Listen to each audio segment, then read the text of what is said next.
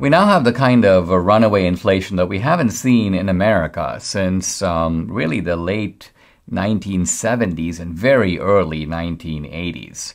I mean, I've been in the United States now for 40 years, so this is a kind of a historic bad thing that's happening, and Biden in that sense is picking up sort of where Jimmy Carter left off. The latest data, Consumer Price Index, up 7.5%. Wow. And what does that mean for ordinary families? Well, the average U.S. household is paying an additional $250 a month. So that's $3,000 a year.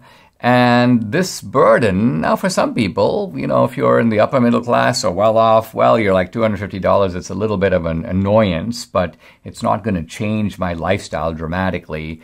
Plus, affluent people have ways to also, through investments and other types of shelters, benefit from inflation. So things go up, but their portfolios also go up. For working class families, though, that's not really the case. By and large, inflation is almost in every respect a negative. And why? Because working class families spend a disproportionate share on their income on kind of necessities. Here's a kind of a list. The number one cost for working class families of their monthly budget, shelter.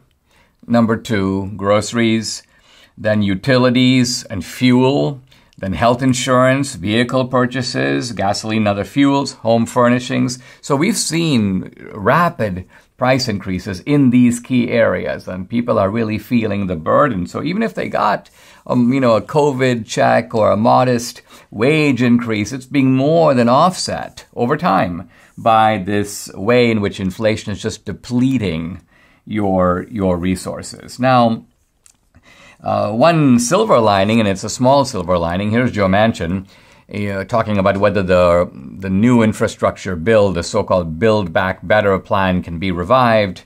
And he goes, quote, "This is not a time to be throwing more fuel on the fire. We have inflation. We have an economy that's on fire. You don't throw more fuel on a fire." So I think what Manchin is saying is, if you're looking for my vote to bring this thing back, this gargantuan spending bill, the answer is no. That's a good thing.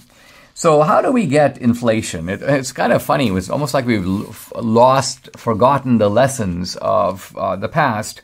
And you now have rather abstract discussions about COVID choke points and supply chains. That's not really the main factor.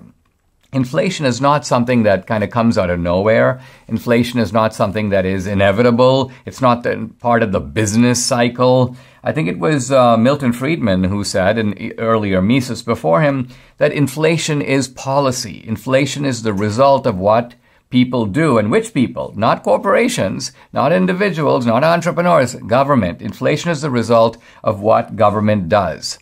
So how do you get inflation? Well, you get inflation because of a single institution, the Federal Reserve. Now, the Federal Reserve is responding to political pressures in the country. Political pressures to do what? Well, to print money. The Fed chairman, Jerome Powell, was asked about this, and he kind of freely admitted it. Here's the question. You flooded the system with money. Powell, yes, we did. Yes, we did. And then he was asked by a reporter who evidently didn't know, where does this money come from? Did you just print it? Well, turns out it's a little more complex than that. And Powell gives the answer. He goes, quote, "We print it digitally. So as a central bank, we have the ability to create money digitally that actually increases the money supply." Think about it. The institution has a chance to create money, in a sense, through the computer.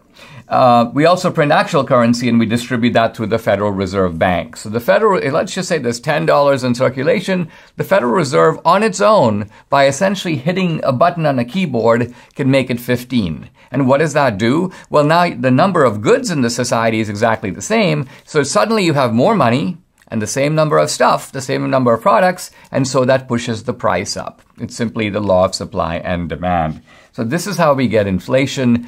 It has been caused by the Biden administration and caused by the Biden Federal Reserve. If we want to stop inflation, the answer is spend less money for the federal government, and it is also for the Federal Reserve to start tightening the money supply. Now, in the short term, and this happened in the 1980s as well, it drives up interest rates, so there's no painless way to get rid of inflation, but the painful, although justified, way of choking off inflation is to tighten the money supply, recognize that that's going to put some constraint on the economy, but nevertheless that will bring prices down, that will stabilize the economy, and that will set a path for the economy to start growing in a healthy way again.